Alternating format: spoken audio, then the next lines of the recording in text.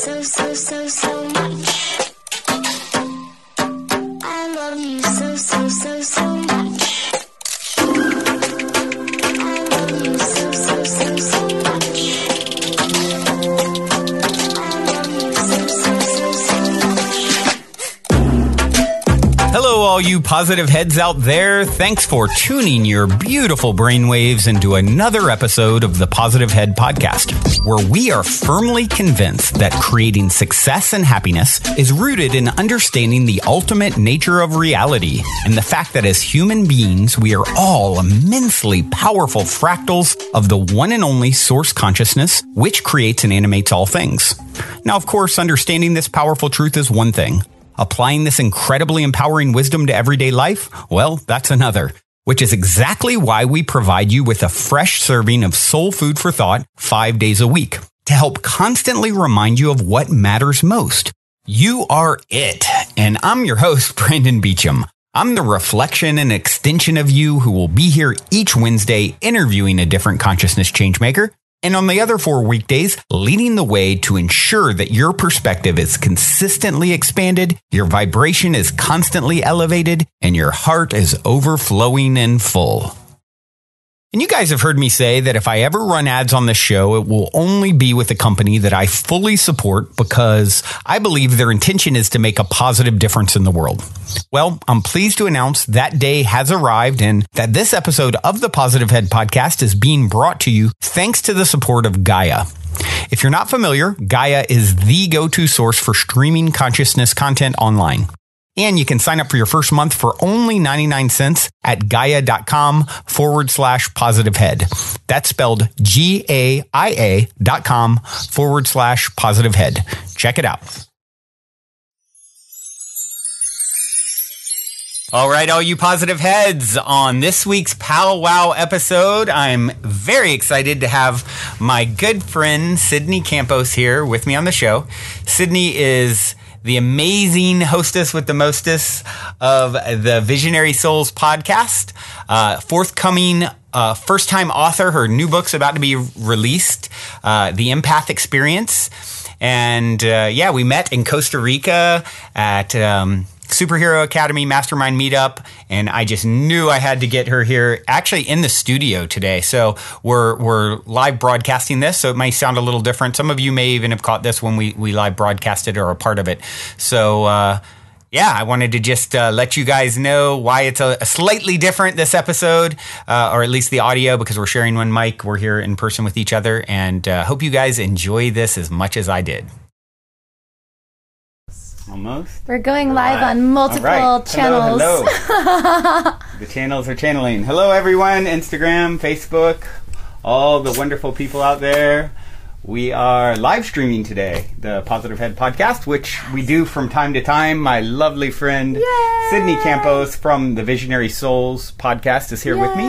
So, because I was able to lure her into the studio, we decided we would live stream. I'll actually be releasing this in a few weeks on the audio version of the podcast. But yeah, for you guys today tuning in, you're lucky enough to get it live and direct, unedited as we do it.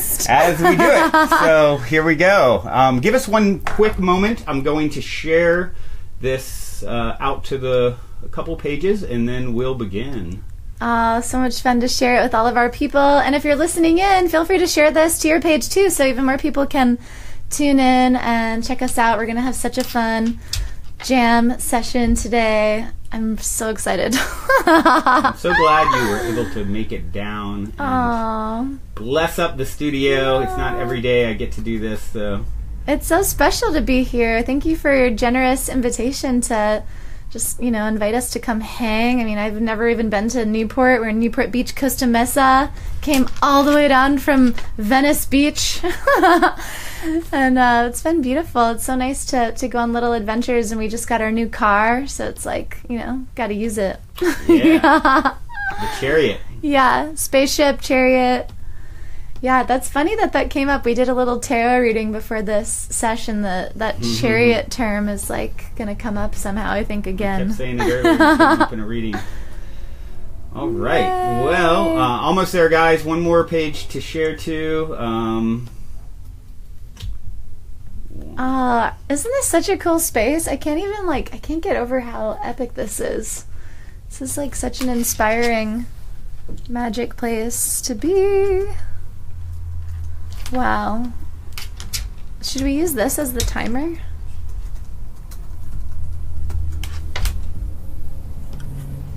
Okay, I was going to share one other place, but I can't seem. I was going to share it to where we met, the Superhero Academy. Oh yeah. But I'm not seeing how to share. The top thing, go to share to group. Go to share in a group, and then look up superhero. Yeah. Put him on blast. Yeah, Brandon's tarot card was about blowing up. So you gotta blow it up. Here we go. I think we are all shared in all the places. Thank you guys for being patient. Thank you. All right. Well, the lovely Sydney Campos, thank you. Yeah. Let's just dive in and start where I always like to start. Cool. Actually, with the podcast, I'm really, really predictable. I like to ask the same starting question and the same ending question. I'm very predictable. You're in an elevator. The woman next to you looks over, says, "What's your passion?" You have 10 floors to answer. What do you say? Wow, I love that so much. Ooh. The question is can you really say it in only 10 floors? Yeah, that's really good. That's a really good one. And let's see. I am here to awaken consciousness on the planet and help people to fall fully in love with themselves and each other. 8 floors to go, and that is a good answer. And then I just stare at her in the eyes for 5 minutes. Say something. Yeah. I mean, that's pretty much it. And I do that through so many different modalities and channels and creative visions and projects, but that's really it at the end of the day. I am so about creating space for love and creating space for healing. And really, I would say what I'm really passionate about is sharing vulnerability, authenticity, really shining the light on collective and individual shadows and creating safe space for people to feel like they can really be themselves, all of themselves, right? Because it's in that space that I know we are able to connect with each other and really feel the love that we all desire to feel. Yeah. Yeah. Love it. Well, why don't you tell us a little bit about your story, your background? How did you end up, you're working on an amazing book right now that's actually about to come out, and we're going to dive deep into that. Tell us a little bit about how you got here. Well, it all started many lifetimes ago on some other, in Lemuria, on some other planet, on another star. Let's see. This has been quite a life. I'm 30 years old. I'd say I lived the first 24 years of my life really, with a lot of interesting challenges and some really powerful growth that I don't think a lot of people experience so young in life, right? I feel I learned some really hard lessons really young because I'm here to do some major work in the world, and I had to I'm just here to grow. I'm here to grow. And, the universe is stop messing around. It's time to wake up and get to work. And it's a pretty long story. I could simplify it to say, when I was really young, when I was a really young kid, I was just so, as I'm sure many people resonate with, I was talking to fairies and hanging out with my imaginary, probably real spirit friends and just having an amazing time. And I was super intuitive, and I would get in trouble for telling adults the truth. I would just call people out who were lying or just doing things wrong. I just had no conditioning about cultural, norms to respect adults and to not even if adult is lying, they're an adult, so they're an authority. I was just telling people no, that's wrong, or why do you say that, that's mean, or no, you didn't, or just calling people out, right? I'm a truth teller, and I was really like that when I was a little kid. I just didn't care at all. I was just you're wrong, this is not right. And I really had this feeling I had this deep sensitivity to suffering on the planet. I'm what is going on here, especially as I grew up, what's happening here? This is not right. Am I in the wrong place? I really had this feeling of really being in the wrong place as I started to kind of grow up. But around that, younger on in my life, 7, 8 years old, I started to feel oh, it's not safe for me to be in that truth. It's not safe for me to tell, tell everyone how I'm actually feeling. It's not safe to express. When I see something wrong that I don't agree with, it's not safe for me to say what I think, because that's isolating people or making them feel embarrassed or all these things, right? So long story short, I really started to repress my intuition, repress my sensitivity, really like hide. Such a common theme story. I mean, if I had a nickel for every time I had someone on the show as a guest who kind of went through that. I bet. Yeah, it's just part of it's part of the school, right? Like Earth School. It's like going through that repression. And for me, that took a lot of different shapes, like the ways in which I would hide. But one of them was through, addiction and really involving myself in some pretty dangerous behavior. You forgot your magic wand. Thank you for my wand. Yeah, we got to make sure and have magic wands around here. Yes, I feel so much more in power with this. And it's interesting, like now where I'm at in my life, it's like I don't really want to talk too much about that story. Like there's a lot of stories I could tell you about that, like 10 years of my life when I was in a lot of trouble and a lot of spiritual darkness and pain and really like a lot of suffering, right? But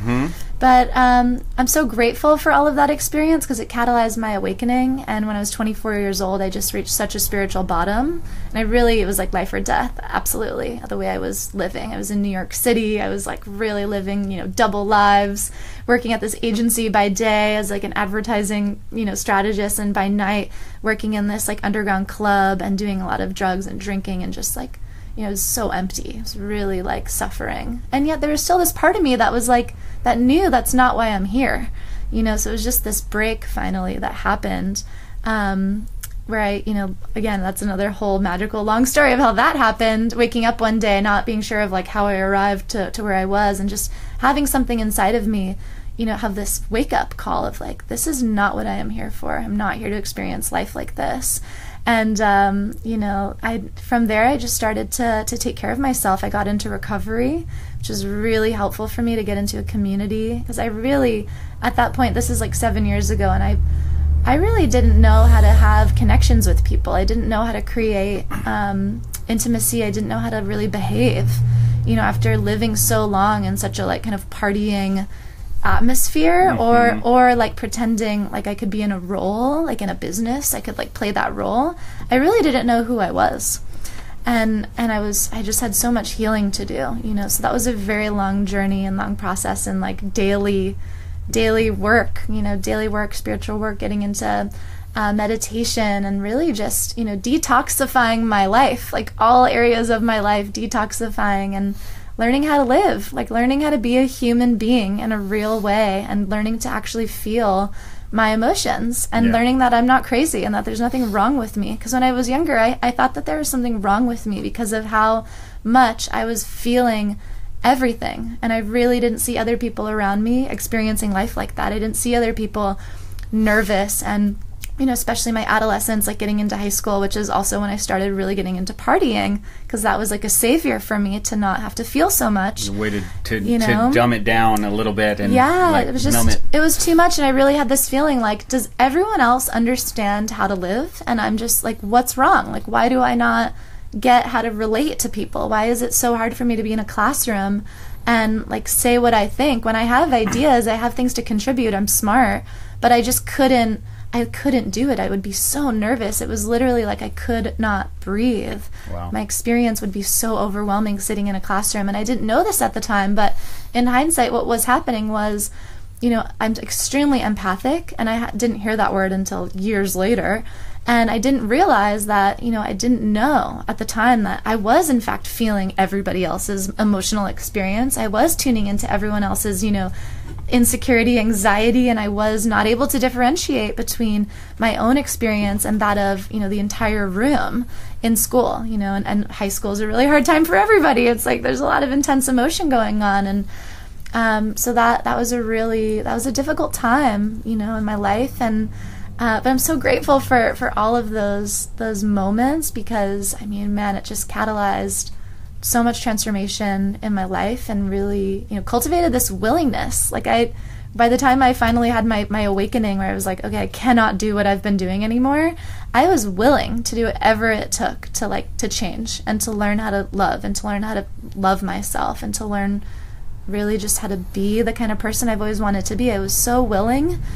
And I'm so grateful for that, because I recognize that in a lot of people, even some people that I've had the gift of like working with and, you know, retreats or different settings, it's like that willingness to really want to change and to be willing to like do the work that is required of deep transformation is such a gift. And it's not something that you can just like, you know, I mean, yeah, and it's usually catalyzed by really deeply painful situations. So it seems like more than not, like how many people go through a lot of hardship, you know, at some point. A lot of times people think it's, you know, this path is like all airy-fairy and, you know, all light and love, man, and it's like actually it's like cleaning out the cobwebs and the shadows. And it's the truth.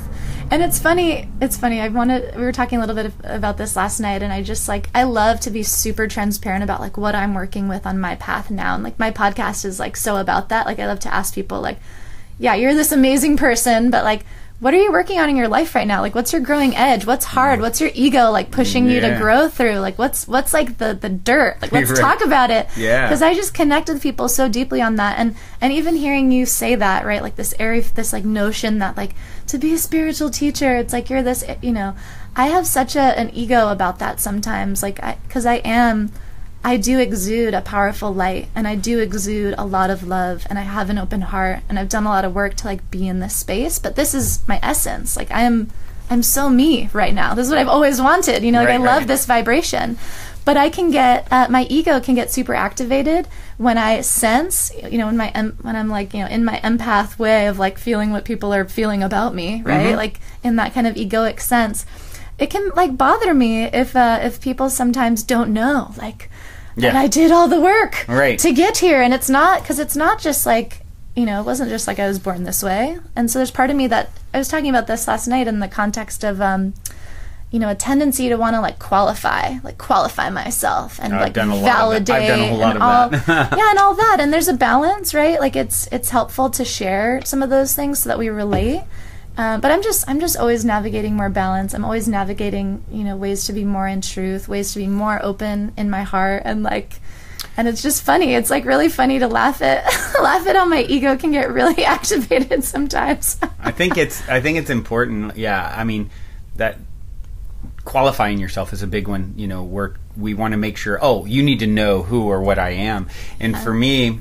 It's like for so long I did that sort of thing sort of unconsciously. And now I'll have moments, I like to think less and less, where it's, you know, in that state of purely egoic. It's more like it's necessary, informational, and it's relevant. It's not just for the purpose of like, hey, look at me, like peacocking kind of thing. Right. And, you know, I still catch myself slip into those moments, but now what's great is it's like it doesn't take but 10 seconds till I become very aware of myself, and I'm like, oh, hold on, like it doesn't feel as like, you know, it's like I can't kind of let myself get away with it as much. And so it's really it's an important piece, you know, for us. I think, and it's a natural progression. A lot of times people will get really judgmental about someone who is maybe, you know, really caught in their ego at this point. And it's like, well, hold on, we've all been there at some level, point, time, even if it's for a moment. And of course, some more than others, you know. I've been watching this Osho documentary, Wild Wild Country on Netflix. Now, I've always loved Osho's teachings. I've read a few of his books. I'd only heard rumors about this, you know, commune in Oregon, but, you know, I didn't know what to believe. So seeing it now, it's like, wow, it's like I suspected. It's like my take on it. And I haven't quite watched the whole thing. I'm on like episode 5 or something. It's like multi-part. But what my take is this is someone who was here who really brought an incredible amount of wisdom and spiritual knowledge, and obviously people were just so drawn to him in droves, right? But I feel like a big part of what, and I've heard that the last thing he said on his deathbed was, you know, you can never fully, you know, kill the ego. And I feel for him that was a big part of his journey, especially now. It's like I felt it sort of intuitively from what I'd heard bits and pieces here and there. All I'd known is his teachings and his that are just like, whoa, this is like mind-blowingly like expansive, right? Yeah. But you get people's issues and dysfunction and the things that they're working on with it. And with him, it's like it looks like his life really was like sort of this ego thing that got out of balance, and then showed up reflectively and conflict with people around him, and then like wanting to fight back instead of turning the other cheek, or like taking stances that I'm like, hold on, this is the same guy that taught this other thing. This doesn't even quite add up. Totally. Like, hold on, you want people. The guru thing just doesn't sit well with me. I have people sometimes. Yeah. And you probably have the same. And I know your show is relatively new and amazing, and I recommend everyone to check it out. Thank you.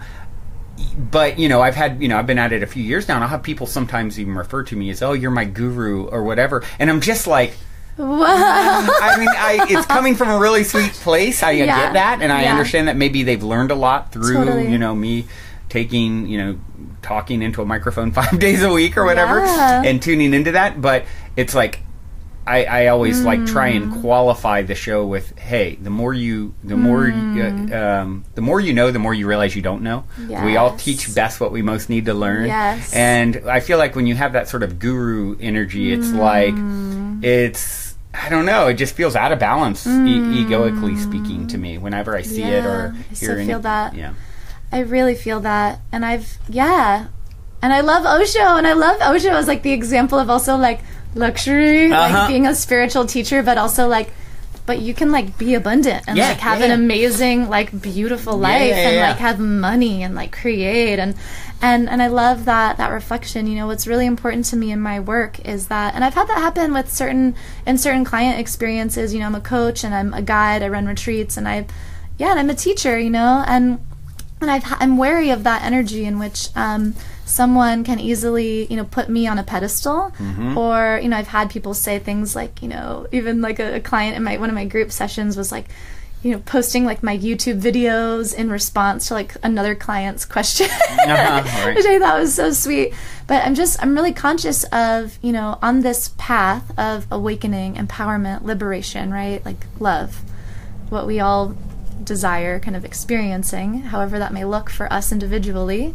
It's like, I really believe that we are each our own best guide, and that the more we can learn to trust ourselves and tap into our own individual intuition, which is expressed so uniquely through each being, right? It's like that's the magical recipe for like this collective harmony to come into being, right? If we're talking about awakening the planet, raising the frequency of the entire planet, creating like this paradise, existence that I know is possible, that I'm part of creating. It's like, it's powered not through individual teachers spewing their message and having people be followers of that. It's powered by each person feeling activated in their own leadership and contributing really unique, vastly creative ideas. Like, that's how we really move forward collectively, is when people are like sharing at that level of empowerment.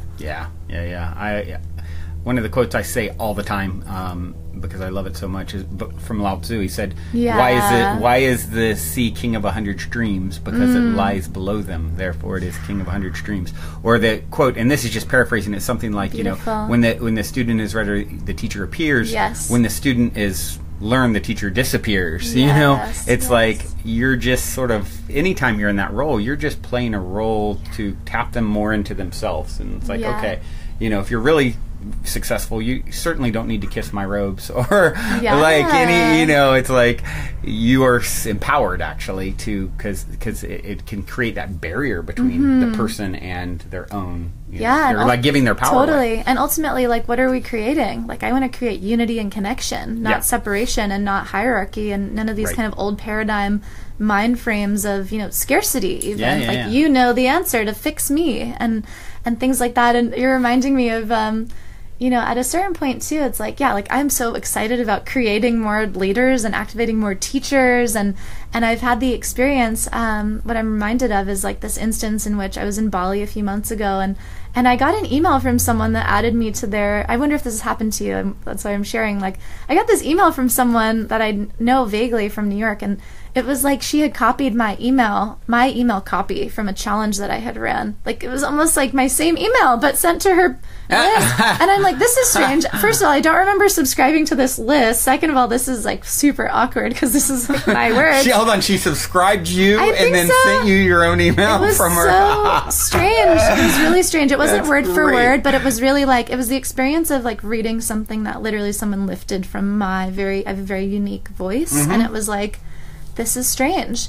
But that in that moment, I processed a few different feelings, as you could imagine, like, what the hell, like, that's not fair, and like, all these people are going to see this thing, and she's going to get the credit, and all this stuff. My ego was super Which bruised. is why it and was happening for you. all this stuff. So exactly. And so the lesson I got from that, and kind of to our point in this conversation, is like, you know, we're all dialing into like the same source, right? If we're believing in like source consciousness and divine inspiration, it's like we're all these channels with our own unique interpretation of this information, right? Of unity, love, and all these different things that, you know, we all interpret just with our own unique flavor. Yep. And even though she was maybe, you know, borrowing my language, the fact that that language was coming through her channel to reach her people that resonate with her is actually an amazing service, you know, because maybe those people wouldn't have resonated with me if they had heard me on a video or heard one of my things. Like, maybe that message was meant to come through her to help support those people and, you know, you serve being activated. vicariously. You know, Yeah. this is something that I've dealt with in the past as someone who's always had more ideas than I can keep up with. Yeah. And, you know, a serial entrepreneur since I was 8 years old or Totally. 10 years old or whatever, really, really young. And I used to really worry about people taking my ideas and things. And now it's quite the opposite for me. Yeah. Where it's, you know, the way I think of it is like I'm so abundant. If someone were to take something that, you know, from me that I shared, it's like, Yeah. oh, there's 10 more Yeah. behind it, you know, whatever it is, and even more. And I think if we can sort of get into that mind, you know, first off, it challenged you and caused you to really examine how you feel about that sort of thing. And certainly there's a better way, I would say, to do things than she had done, like maybe ask you even if she could use your words. But Who knows if it was conscious? That's the other thing right, that came that up. too. I'm like, did she even know? Like, right. It could have just been, you know, I see Right. that happen. Like, people just start kind of borrowing. Who knows, you know? But it was ultimately perfect, and it ended up being like catalyzing this whole other post and share that so many other people resonated with. It was just such a healing thing to like share that experience, because that had happened to many other people, and just to have that reminder and frankly that humility check that we're all channeling like a similar source. We all have our own unique gifts and how we express that, but the fact is, like, the message is wanting to come through, and like I'm just grateful that it came through and maybe it reached some people and helped them in a way that maybe I wasn't able to reach them.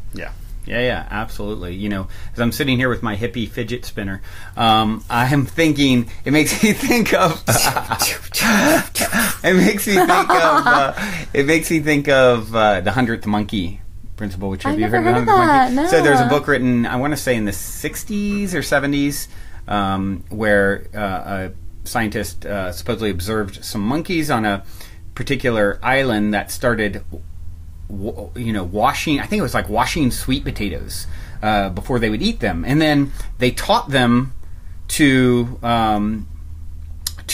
start teaching it to each other. And once it reached like a critical mass, they determined it must have become a part of the collective consciousness of that monkey species, because on another island where they could not get to each other, they started doing the same thing. Totally. So it's like that's what they refer to now as the 100th monkey principle. So it's like we are monkeys, right? Yeah. You know, and Group intelligence. and so it's like there's a collective consciousness of, you know, this particular bird species, and there's a collective consciousness of birds in general. Then there's a collective consciousness of, all you know, it living just beings. keeps Russian doll, you know, style out, where, you know, ideas are coming to all of us simultaneously a lot of times, I think. And so in some cases it's like, you know, someone else is getting the same download you are. Have you read Big Magic by Elizabeth Gilbert? I'm familiar, but I've never read it. So it's such an amazing book.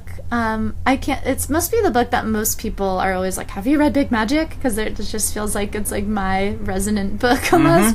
And there's a story in that's just, it's literally the similar, it's like, I wonder if she mentions that. It's a different one. It's like the phenomenon of what you're talking about, this like collective consciousness, and the idea that there's source consciousness like fueling our inspiration, and it's like certain ideas are just meant to come through like at a certain time, and that there's evidence of, you know, one person even before like the internet and tech, she shares this in her book, like I'm paraphrasing, but one person on one end of the world receiving this idea to invent something, and then another person around a similar time frame on the other side of the planet before we had any communication ability was like inventing the same thing. And then also even another time when she was working on other writing projects, she had started getting the download to write a particular novel, like a story, a very specific story with characters and like a dramatic relationship, entanglement.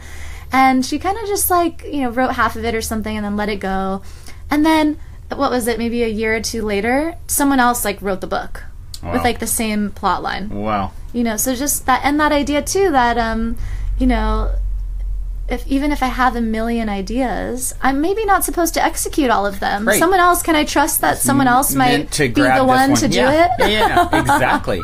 And when you really get into that abundant mentality of like, I'm one with the source that creates and animates all things. And I mean, you talk about abundance, look at the abundance on our planet, much less the solar system, much less the cosmos, much less beyond physical. It's like, you are abundant. So really worrying about, it's like there's no scarcity. Yeah, we're like sitting at times on the back of a whale fishing for minnows. Like, man, I wish I could catch something bigger. And you're like riding the whale, And so, yeah, it's a wonderful thing to really get. And for me, it really helped me to relax about and what's for me will always be for me. And that whole idea. And I don't need to ever like stress things in that way, and so it's a wonderful lesson.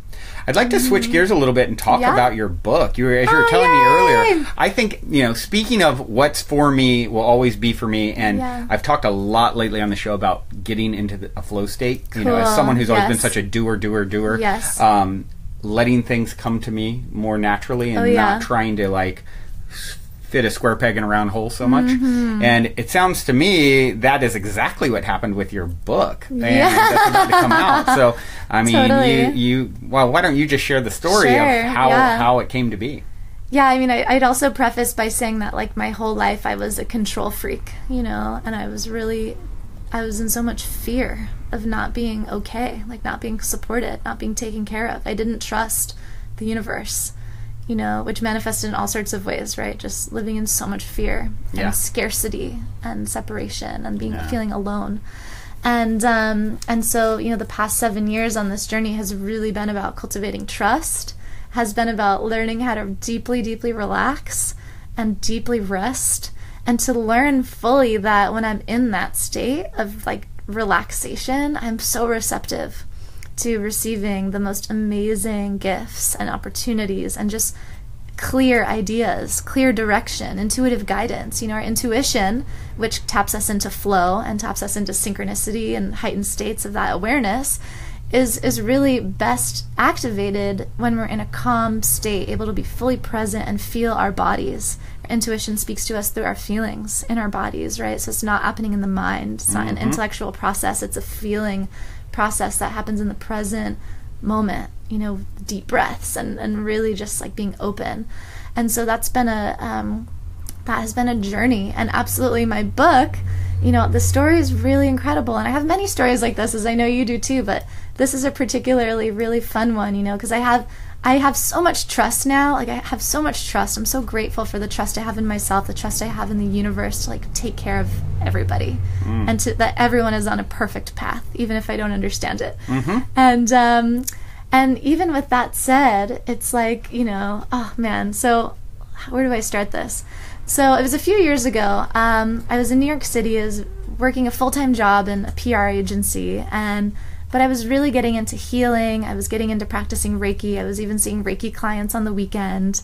And I was seeing a lot of people with the same challenges, who reminded me of myself when I first got my first Reiki treatment after I first got sober, and I was just feeling so overwhelmed by my emotions, which had come back online. And my Reiki healer told me, like, you're an empath. You have all this energy that you've been storing from other people and your surroundings, and what's going on here? And I actually ultimately started working with that woman as my first life coach, and she really helped me to take care of myself and start to learn about energy and boundaries and self-care. And all that good stuff. But so anyway, years later, the tables turn, and I'm now like a Reiki healer, helping support people who are like me, which is beautiful, teaching what I'm here to learn, right? And I was just seeing like people coming to me with the same exact thing going on that I had going on, and I ultimately was like creating this email that I was just forwarding to everybody, like the email with the resources, including some of the books that had really helped me along my path, my own personal practices that I recommend, tools and just things to really help them integrate, and feeling better.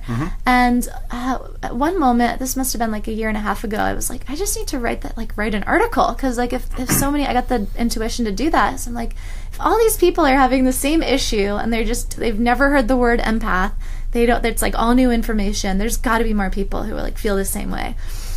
So I wrote 2 articles actually for Mind Body Green. It was like effortless, because I just had all this knowledge that I guess I frankly had been taking for granted, all the knowledge that I had cultivated over the years. Yeah. As we do sometimes. It's like, oh yeah, that thing that used to be really hard for me that's now easy, I can take that for granted, that a lot of other people don't even know how to get from point A to point B. Right. And so I wrote these articles. I had a massive response, and people were emailing me just saying like same thing I had said in my first Reiki treatment, like, oh my God, there's a word to describe how I felt my entire life, and this is like incredible. I sent this article to my entire family so they could understand how I feel. I've never felt so seen, and then I was like, okay, this is interesting, like maybe I should expand on this. But I just thought, I'll just write a little ebook and I'll put it on Amazon. It'll be 40 pages. And I started working on that. And I remember even putting on Facebook, like, my ebook is going to be on Amazon soon. And so many people were like, yes, I can't wait. Like, thank you. And a few months later, for whatever reason, I didn't fully like complete that timeline to do the ebook and self-publish it. And a few months later, I was in Bali, and I received a message on my business, through my business Facebook page, from this woman named Eileen.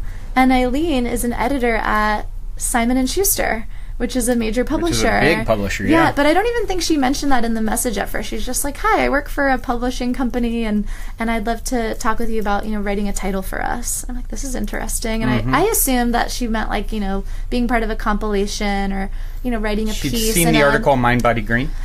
So, yes. Yeah, she saw the article, but so I talked to her on the phone. She had no idea I was working on a little ebook or any of that stuff. So this is like a perfect example of, as you say, meet the universe halfway, right? She didn't even need to know that I was working on the little ebook, right? The universe was like, we could kind of personify this a little bit and laugh. Like, the universe was probably like, why are you writing an ebook? Like, you have like hundreds of pages to write about this and tell your story, and you're a writer, and stop playing small and just do this. And so I literally, I got a major book deal offered to me with an advance and a supportive, editorial team, and it was a really transformative process. It was huge growth experience. Writing a book was like, I had no idea how transformative and healing and challenging it was going to be. And it took me about, I started really writing in July, August, September, October, November, December, January. So it was about 6 months, and then finalizing everything in January to really like go full on into like creating the actual book and designing it and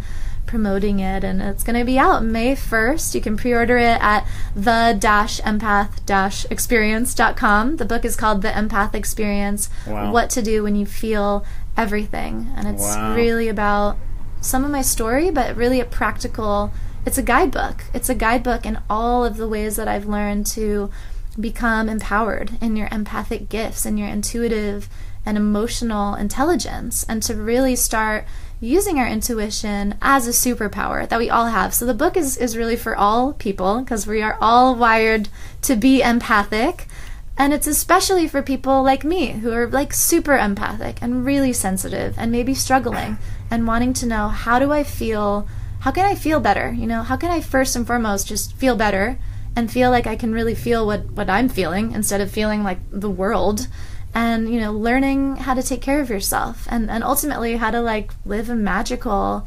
thriving life. Yeah. Wow, that's so exciting, and that's just right around the corner. It's so good. And we're is today? Hold on. Tomorrow's April 1st. Yeah, so you've got like next month. Yeah. Wow. It's really fun. There's a lot of people that write books and go down that path, but probably not too many have someone as big as Simon and Schuster seek them out to write a book, you know, as an unknown relatively, right? Yeah. So that's definitely really saying special. something, about the energetic signature you bring to the world. So I you. cannot wait to read it, and I'd love to. One of the things that I also say, having guests on, amazing authors and guests all the time on the show, is I've gotten to be a little bit of a cheat because I love that. because I have a lot of projects, as you know, we've talked about, that I'm juggling, and so I read less than I ever have, but I love reading. So one of the cheats with starting this podcast was, okay, I don't have time to read this person's book, but I'm getting them on the show, and I want to get the download of like what what's in there, live and direct, and give me the VIP download. Let's hear a little bit about a sneak peek into the book. Obviously, VIP. Very important. All right, very intuitive person. Yeah, there you go. Well, it's a lot about, it's a lot about my story, and it's a lot about, it was so integrated, like an integration process that I frankly hadn't ever done, to like really go back and look at like, where did this all start? And so, I share some really specific practices that at the beginning of my journey and like awakening and being a conscious being, being an empowered being, that like they blew my mind at the time that I learned them. Now I take them for granted because I'm like, these are simple things that I've now integrated and I don't have to even do them anymore. Techniques or tools to deal with your empathic. Techniques and tools to cultivate, what I call energetic mastery. So a sense of like really being clear in your boundaries of between, what it is that you're feeling, and if you so choose, being able to tap into what maybe someone else is feeling, but not doing that unconsciously, not taking anything on from someone else, right? As I not did just to kind experience. of flying blindly. Like, I don't know what's my energy, what's their energy. Yeah. And I'd love to hear some of those. Sure. And I know some of the listeners would. But before we do, for maybe someone who's not as familiar with what an empath is, and and I also have the question for you: do you feel like everyone's an empath to varying degrees? Thank you. Yeah. It's really, I'm just acknowledging how, like, your first question, it's like there's so much that wants to come out. Like, when I want to answer your question, I'm like, oh my God, I want to say everything. There's so much. There's so much, because it's also like I could write a billion books, and there's just so much, right? And so what is an empath? Let's just keep it simple. An empath is somebody that has a really heightened sensitivity to feeling other, and there's different types of empaths. So I'm a very like clairsentient empath, in which I can really feel deeply the experience of other human beings, right? And I'm an emotional empath. I can feel people's emotions. I can feel people's kind of general energetic, what's going on, energy in their body. I can even feel if they have certain maybe like energetic blocks in their system. Interesting. And then there's many different types of empaths. Some people feel like they can feel the the emotions of animals. There's animal empaths. If you feel like you have a deep connection to animals and you can really feel what they're experiencing, that you may be an animal empath. There's global empaths, which I also really resonate with, which is when you can just tap into the collective consciousness and really feel, if there's like a feeling of suffering happening on the planet, such as a massive natural disaster or violence or war, and you're feeling it. Like I used to wake up some days and just be like, I would feel this heaviness, I would feel this like heaviness, this weight. And I was tapping into this sense of trauma, suffering, and just like, struggle, like happening in the collective. And so that's another one. And then there's also plants, there's like all different living beings, right? Some people may resonate really deeply with connecting with the energy of plants and the earth and nature, and you may have a really deep resonance. And the difference between, this is a good distinction, the difference between being an empath and being empathetic, right? Because they're actually not the same term. Right? Empathic is different from empathetic, because we all as human beings are wired to experience empathy or compassion, right? So an example would be, and I say this in my book, if a friend was telling you about, her dog died and it was like really sad, being empathetic or feeling empathy would mean, I can see how that could be really sad for you. I can see how that's sad. Intellectually, I know that that's sad, and I acknowledge that you're experiencing grief. And that makes sense, and I'm so sorry. That's like empathy, being empathetic to somebody, right? And being a friend. Now, being an empath and maybe being unconsciously activated in being a super sensitive empath, in that same exchange, you might feel all of what I just said and actually start to feel that person's experience of grief, loss, sadness, depression, fear. Maybe you even feel the anxiety that death, that loss of that animal has caused in her family. Maybe you even get intuitive insight into how like that animal was literally this person's saving grace, and there's a fear for her life to some extent of how is she going to continue, and you almost feel it as though it's your own. Like you're maybe not, like this is literally how I lived for so much of my life. Wow. I would be picking things up from people like that, feeling that experience like to that death, but it would be very confusing because I would, feel it and then, intellectually feel like later on, even after the situation, oh, this is another distinction. After the situation, you'll still feel that stuff. Whereas if you're just empathetic and you're like, I feel that, you can go on about your life and you're just done. Like that's closed loop. I'm sorry. Goodbye, call me later. Versus, being an empath is like, I'm feeling that for days maybe, and then I'm trying to maybe intellectualize why in my life, like what is going on in my life, materially, situationally, to make me feel this way. Right. So it drove me crazy, like there's so many times where I'm just like, why do I feel this way? Because I really didn't understand that there was such a thing as like feeling other people's feelings and almost like taking on that imprint as though it was my own. So that's an important distinction, and that can happen very unconsciously to different degrees. It doesn't have to be so extreme. It can even be like unconsciously that you may even just feel a little anxiety, and just a tool that I offer that's really helpful in just beginning to like discern. If someone's listening and they're like, oh my God, this is it, I feel that way all the time. You're not alone. You're not alone at all. And a really powerful tool that I learned early on to just start to differentiate, especially if there's a really intense situation or, there's a lot of emotion present, a lot of energy. In that situation, wanting to still be connected, of course. I mean, there's many layers to that. It's like, first of all, what I had to do in my path was to be really clear on like, stop going into situations and stop interacting with people that I'm just not supposed to be around.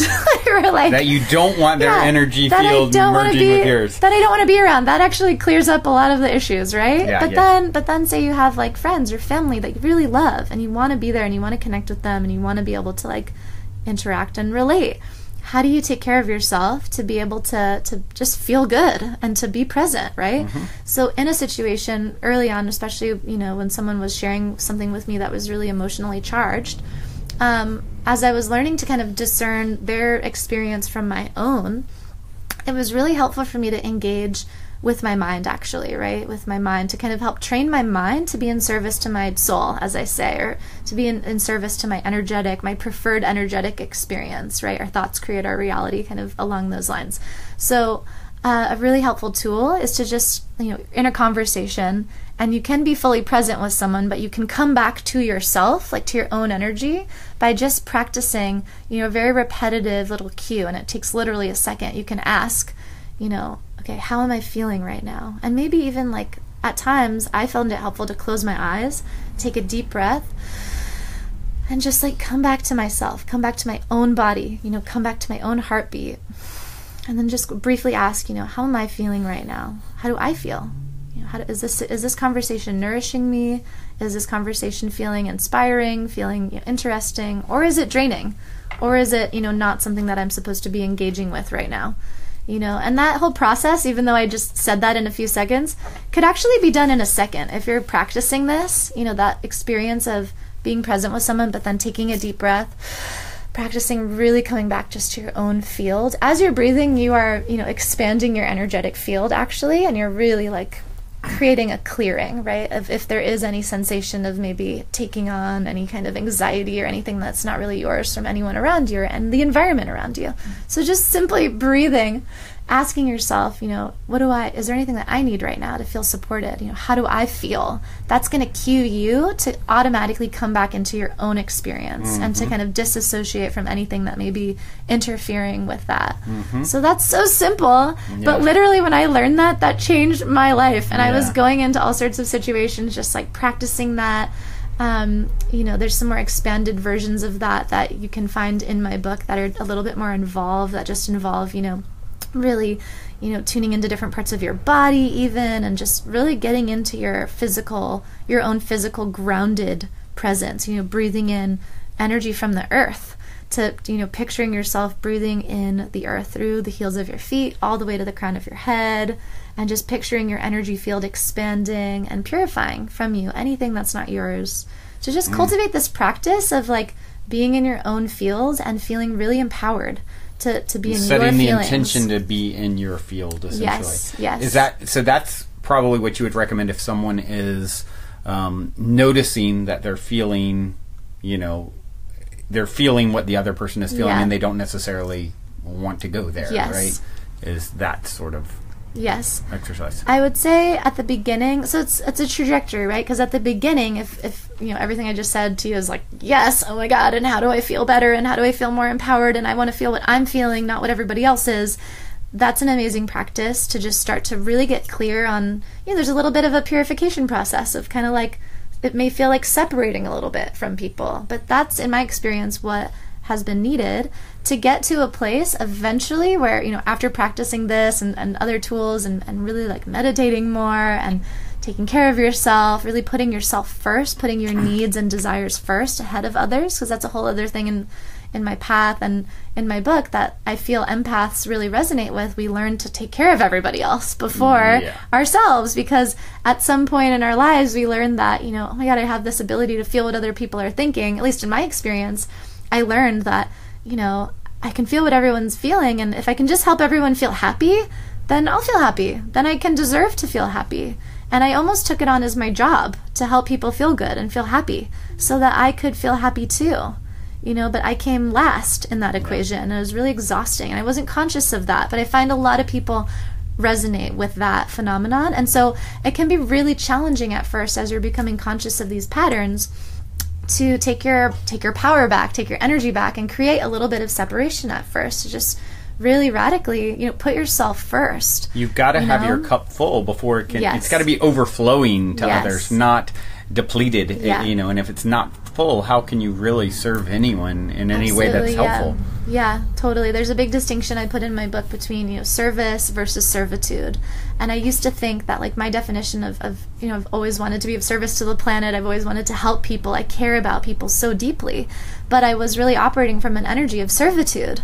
Like I owe, like I have to. Like people are not okay unless I save them, unless I help them feel better. And that's my job. And it was just definitely had to process that. Oh my God, it was so exhausting. And then eventually coming back into sovereignty and having this overflow and this being clear in my energy and being able to share. It's like then, the trajectory of this, activation of your empathic gifts becomes really exciting. It's like, and then with permission, with context, with agreement, then you can really use your gifts. At least in my experience, it's like I can use my gifts to dial in for my clients, in relationships, for people in my life that I care about.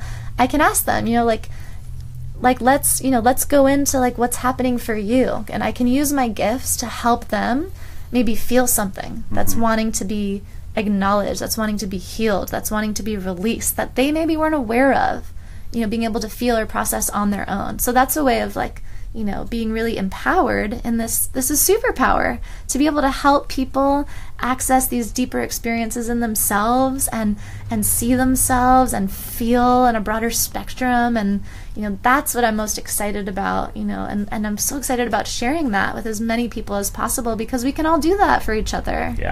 We are each other's medicine, and like being able to I've done some pretty cool things in my life, and there's nothing that's more rewarding than making that difference in someone's life. And then as you start to expand that reach, it's really important to understand these things that you're talking about. How do I do it in a way that is healthy, first and foremost for me, and make sure that I am not burning myself out. We could simplify the whole book of, to just say it's about feeling good. It's really about feeling good. Put yourself first. Trust that your desires are never random. Like the things that you really, really want, that feels so good, that like turn you on. Like I love this analogy I just learned recently about like, we turn on the power switch for our computer. We like turn on the power switch for our phone. It's like we need to like turn on our body to like work, turn on the power, turn on our good feelings, and our desires are guiding us into flow, into synchronicity, into like amazing, miraculous situations that we couldn't have possibly planned with our minds, following these good feelings. And as long as we're, engaged in activities, relationships, pursuits that feel so nourishing for us, it's like we're good. And follow your bliss. And we're taking care of everybody else though too. It's like that whole notion of like, I need to take care of everyone. The best thing you can ever do to like help anybody is to be a model of radical self-care and radical like empowerment and just feeling your best and shining that light. Yeah, absolutely. Now, you touched on your some of your clients, and so you do some other really interesting things. A woman of many talents.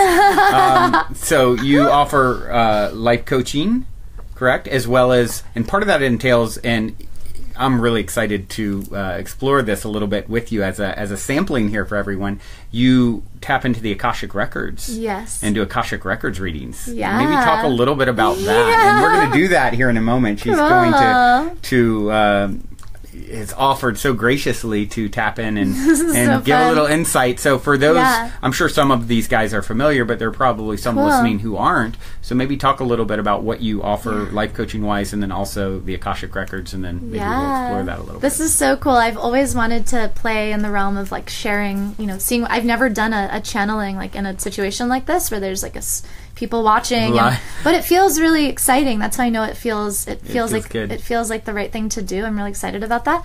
So the Akashic Records I found out about 4 years ago, and I just had the experience of finding out about it on this.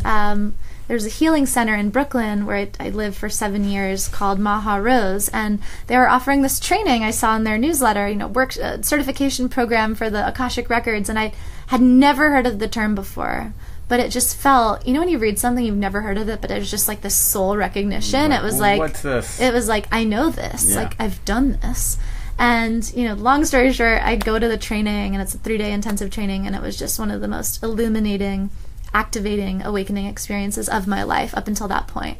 And it just, and I had this awareness and this remembrance in that, training that was like, I've done this before for many lifetimes, that I've been this seer, I've been this person that has been able to access, essentially the Akashic Records is just a field. It's another field of awareness, another dimension, if you will, another frequency of energy that's available to all of us, right? Akash actually means the all things, right? It's like all things. It's like Google for the universe, right? Yeah. Actually, that's an amazing way to look at it. It really is. Just like we put in a search term in Google, it's a similar thing happening on an energetic level. And some people may personify it to mean, there's the library of the hall of the records, and the records are the records of all the souls of the entire universe. Wow. So we're talking about, beyond, multiverse, I would even say, beyond Earth consciousness, getting into galactic consciousness, all sorts of different realms of existence that I'm not even fully aware of, right? It's infinite. So past life recollection. Past life. And so really the thing that I'm so connected to in this work is that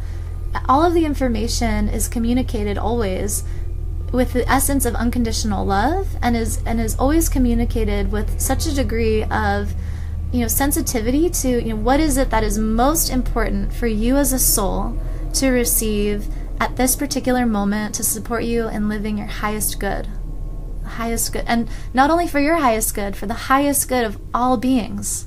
So it's really this like loving transmission that comes through and is astonishing, and I'm just always astonished at like how dynamic and how unique each one of us is as a soul, and I'm so honored to share this work with the people that come to me in really divine timing, who are really ready to receive guidance in living their best life, living their purpose, living their mission, feeling really empowered to see themselves. Essentially, I really feel like this work, this container, is really about helping people feel deeply seen, and to feel like really clear on their why, why it is that they're here. And essentially it's always just a validation of everything you already know. Yeah. It's just, I'm just mirroring kind of your soul, what your soul already knows, but your soul already knows everything you ever needed to know. Yeah. And this work just helps to activate maybe a truth, a whisper that's in you that's wanting to be really, heard at a louder level, or is wanting to be expressed materially, or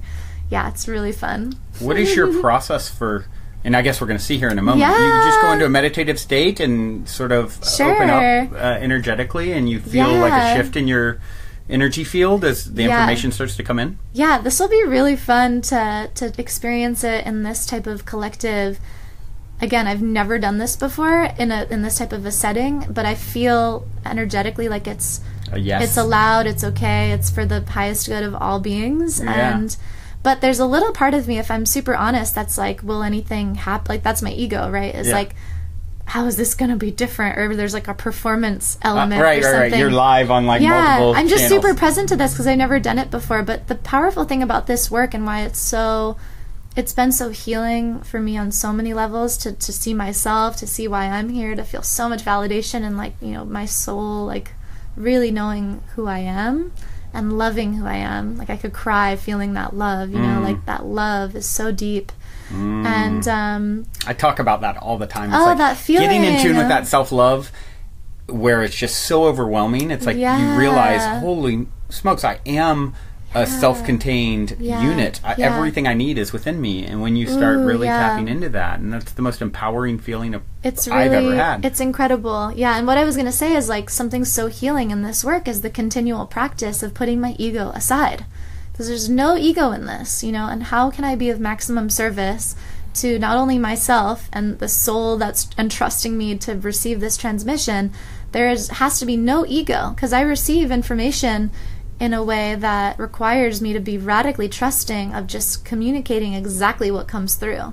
And there can be no, as I was first learning and practicing, I would notice, the questioning of the ego, is that going to make sense to them, or this seems random, or the judgment, right, that gets assigned to whatever the information is. And again, it's even those moments when I'm are they going to understand, if there's any ego active, and I just say trust anyway, trust in full commitment that this is what's meant to be said. And it's in those moments that those are the most powerful insights that are kind of soul shattering for someone to receive. Wow, how did you know that? Or it's just not my job to make sense of any of this stuff. Although I recognize one of my gifts is to be an interpreter of this in a language that people can really understand at the soul level.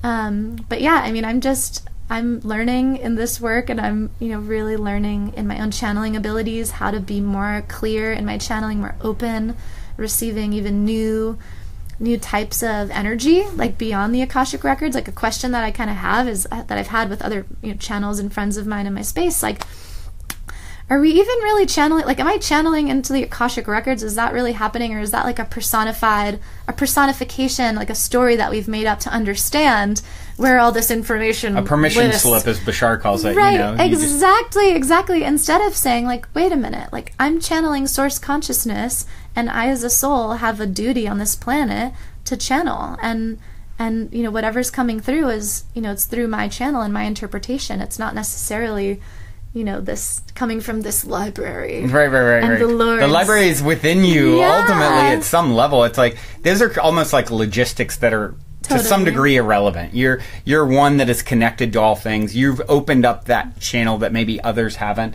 And I think you would probably agree it's accessible to everyone. Yes. It's we're all it. It's what part of it all are you experiencing now? Yeah. I'm in question about that, inquiry about that, because I'm conscious of the ways in which those types of personifications or stories can create separation or hierarchy, or this feeling of right. And also at the same time, I have the keys to the library, you don't. and also too, within balance, this is a gift. Yeah. And it's to be honored, and it's to be cultivated, and And yes, everyone has access, but also it's important for me to recognize that, like, this is something I've said yes to, like, really receiving. Well, the way I put it, and we said this earlier before we were recording, it's like everyone can shoot a basket and probably eventually make one if they take enough shots. Not everyone's born to be LeBron James, right? Like, you come with the tools for the path, and this is obviously a part of your path, you know, as it's developed and unfolded and become sort of a powerful tool in your toolbox to help, you know, coach and step people through their own process and to act as that mirror and to give them the insight that they want. So I really appreciate and I'm excited for you to do that for me. And actually, because this is this will of course be out on the Positive Head podcast for any of you who aren't sure in a couple of weeks. But those of you live streaming are seeing now. With the live stream comes the realization that I really need to run and pee before we do this. So that gives you a moment to get into your meditative state, and I'm also going to check on our battery. So give us, like, I'll be a very quick peer. You're so cute. I love it. This is so exciting. Wow. Let me check on our battery.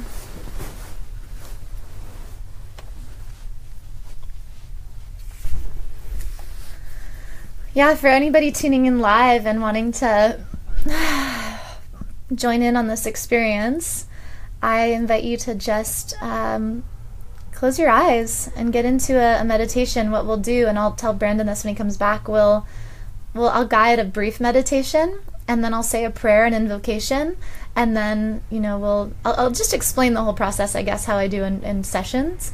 But I invite you, even in this moment, to, you know, and frankly, it would really be supportive of me in this moment, to just set the intention that this experience, this exchange is fully open to just receiving the most clear, perfect guidance that's available in this moment to support Brandon and to support his highest good and the highest beings, the highest good of all beings, the highest beings.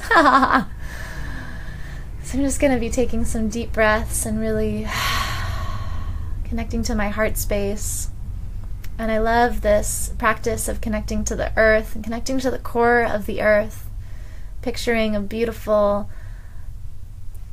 line of energy flowing from the earth's core up through my feet, through both legs, through my entire body, down my arms, through my fingertips, up through my head, out through my crown, and connecting up through the skies, stars, universe, all the way to source consciousness, and just feeling that earth consciousness and cosmic consciousness connection in one being, in one bridge.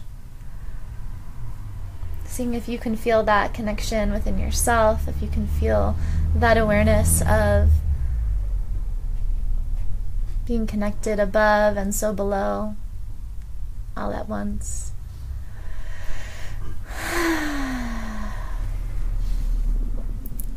A lot less fidget spinning needed now. Hippie fidget spinner. Also, awesome. for you guys, I can't actually see our batteries that we're live streaming. So if for some reason they die, you lose the feed, this will, like I said, be out in its entirety on the Positive Head podcast in probably 2 weeks or so. So, yeah, I just wanted to throw that out there in case any of you all of a sudden it goes dark. I thought I would be able to check when I just got up, but it doesn't show. I can't see the battery. Also, sometimes the vibration is so high the Wi-Fi just breaks. Yeah. Well, you know. Yeah, if you see lightning coming out of her head and everything goes dark, you know what happens. We're just frying all the Wi-Fi. Mm-hmm. Yeah, so I was just sharing, like, you know, to invite everyone into this experience and to really challenge yourself actually to tune in and to feel if you can feel this frequency, because this frequency is transmitted through screens, through Wi-Fi, through time and space. Energy knows no time or space dynamic. It's all available to us. So if you set the intention to connect with this experience, with this energy, something I'm feeling right now even before we fully dial in, because I'll be dialing into Brandon, there may also be an insight here for somebody listening. Yeah, because it's all reflections, right? Yeah. Something that you're saying to me, there's a reflection. Well, I'm actually feeling an energy of like someone very specific who's listening in, who feels like a man actually tuning in. And I'm just feeling like Atlanta, possibly. I'm not sure if there's somebody tuning in from Atlanta right now in this moment watching us. live streaming, and there's just something that is maybe wanting to come through for you in this moment. Wow. So we'll just see what happens. But Cool. I want to express just like the kind of outline as I do in a formal setting with a client. So, this is an Akashic record reading. It's an intuitive reading. And I would love to just make it clear that I'm not a doctor, a psychiatrist, and that everything communicated in this is to be taken as such and as, really just as your own interpretation. Is that clear? Very clear. And Brandon Beecham, is that your full birth name? That is. Okay, cool. So whenever you're ready, I'll invite you to just join me in a brief meditation, and we'll get connected to our energy in the space. Okay. And we'll go for, how long do you want to go for? As long as you want. I mean, with this... Usually I do the session for like an hour, but we'll just go for we'll see what wants to come whatever through. you feel. Probably a little bit less than that, yeah. Yeah. We can do it less. We can do... If we go that long, then it will definitely be recording for the podcast. Cool. Marathon. Yeah. Okay, amazing. Yeah, and so for everybody else tuning in, just pretend like you're here in the session because you are. So... just inviting you to close your eyes if you haven't already, and just immediately really breathing in deepest breath that you've taken all day long, and creating a connection in your awareness to the center of the earth, breathing in that earth energy all the way through your body, to your heart, to the crown of your head, even feeling that connection from up above, the cosmic consciousness, connection to the stars, the universe, the planets. Just opening to receiving the guidance that's available to you in this moment to support you in your highest good. And taking a few more deep breaths. Again, the deepest breaths you've taken all day, really opening, creating more expansion and spaciousness in your body to receive. And with every exhale, just allowing anything that doesn't feel supportive or anything that feels tight or tense, heavy, allowing that to melt away with every exhale.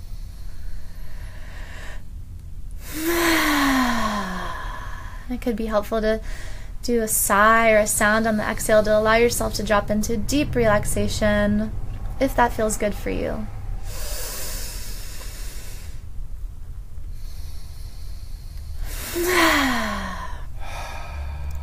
And so we do acknowledge the forces of light, asking for guidance, protection, and love to know the truth as it is revealed to us for our highest good and the highest good of all beings connected to us. Holy Spirit, direct my attention to the work at hand and help me to know Brandon Beecham in the light of the Akashic Records. Help me to see Brandon Beecham through the eyes of the Lords of the Records, and help me to share the wisdom, love, and compassion that the masters, teachers, and loved ones of Brandon Beecham have for him.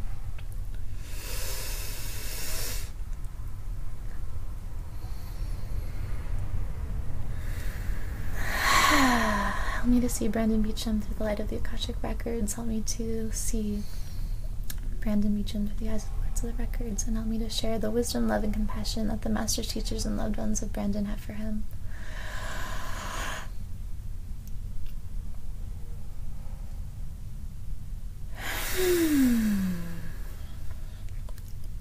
So I'm just going to take a few moments and tune in and to feel what is most present to share.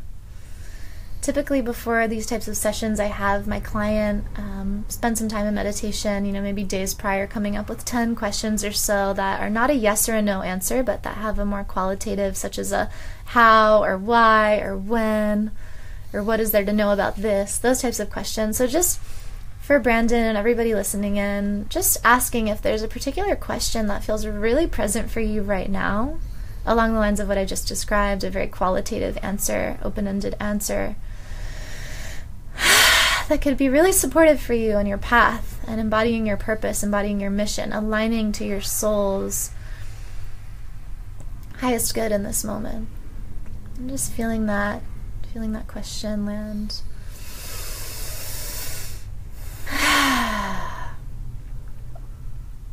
I'm just attuning into Brandon here, specifically wanting to know what is most important to share with Brandon on his path and supporting him in this moment and living his best life, feeling his best.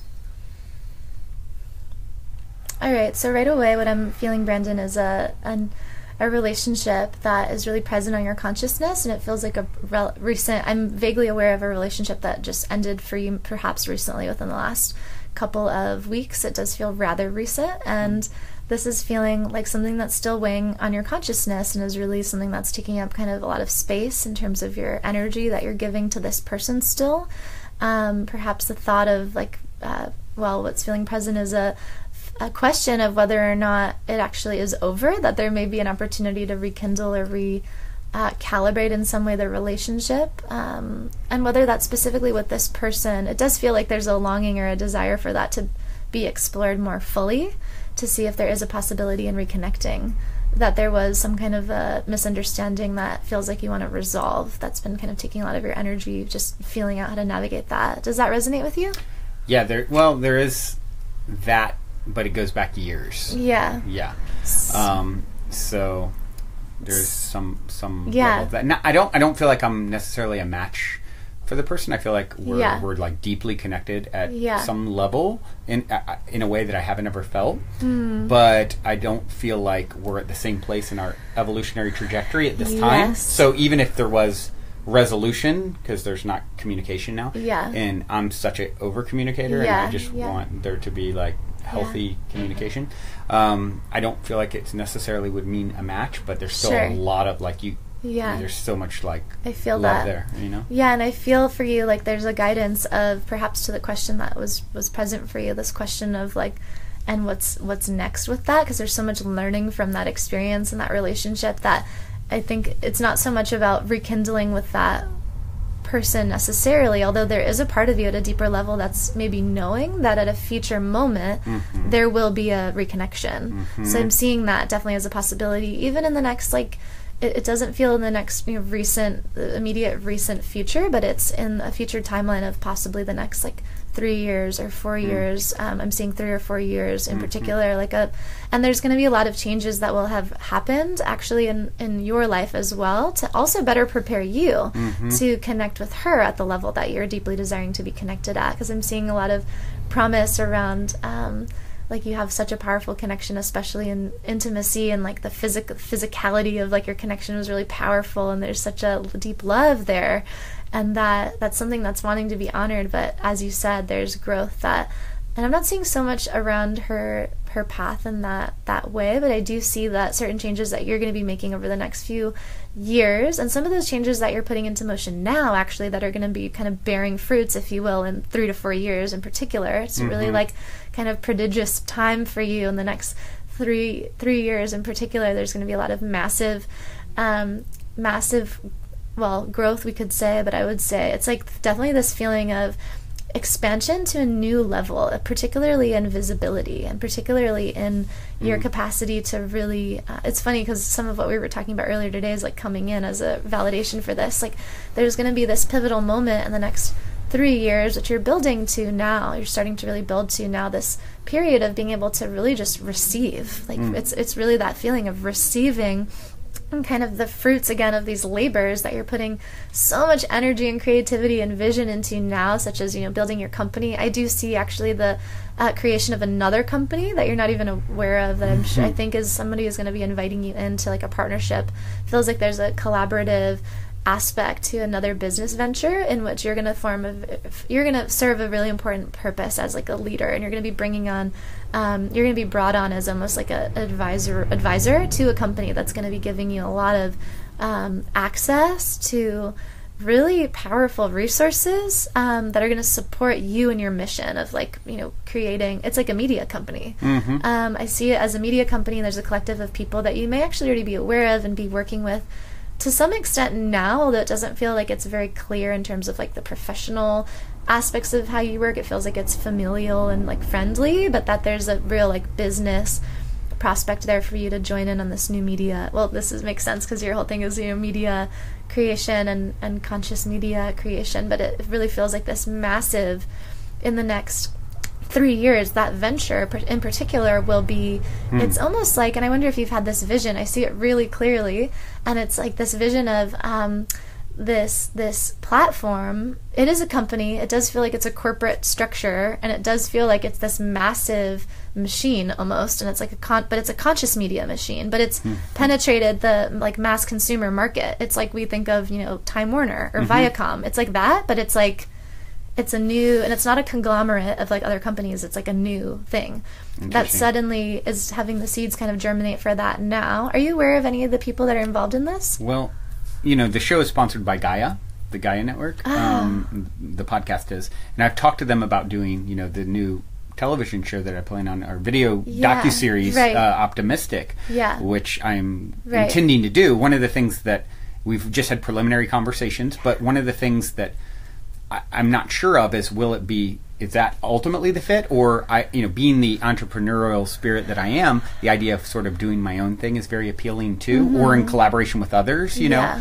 But it's so like, that's literally just something that I've decided I'm doing, just before we met in Costa Rica a few months ago. It's like, it was just, and I met with the founder there, and we talked about it, and we've had that initial conversation. But we haven't went down that rabbit hole. But I do know. I don't see that it's that. Someone it's else not with told that me, company. Someone else told me that same thing. They said they really felt I was going to do. I'm getting a lot of hot heat around this. I'm going to take off some layers. I'm not seeing that it's Gaia, and I'm actually not seeing... And I love Gaia, and I love supporting their network, and always will, no matter whether I have a show there or not. It's like, it's such a... They're it's an like we're on the amazing same company. team, know? And you will be, but it just feels important there's a distinction between, how do I communicate this? Like, I don't see you in that company, that like kind of leadership advisory position and creating. It's like this feeling of it being a really massive like media machine, like a Viacom. Like, it's big. It's like like penetration of like the mass media on multiple channels, internet, entertainment, movies. Like, it's like big radio. It's like a whole. And by then, I think we'll even in the next couple of years, it's almost like this innovation company that's innovating like the new ways that we're going to be communicating that aren't even realms of experience that we have now. It's like different, like VR, which I'm very interested in, and AR, and creating kind of more immersive experiences with all these different things that we haven't even invented yet. You're going to be part of that. And so, but that's the distinction that wants to be communicated, is that in this role, which again, you have free will, and this is just a future timeline that perhaps has already happened on another level, but that you always have the choice to decide what is feeling good for you in the moment. And but the distinction is that in this particular role, you're not actually serving a creative role. You're not actually creating the content. You're not necessarily. I don't see you creating.